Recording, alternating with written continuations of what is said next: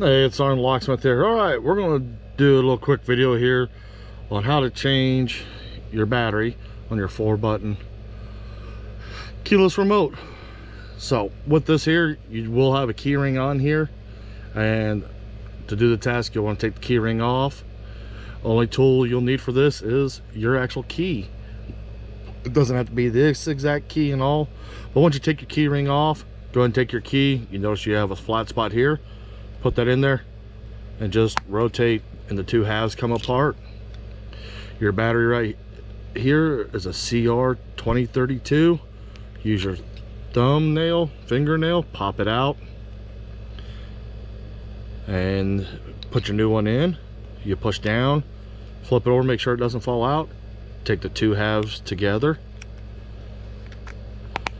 and once you snap them together, you're done. You've just changed your battery.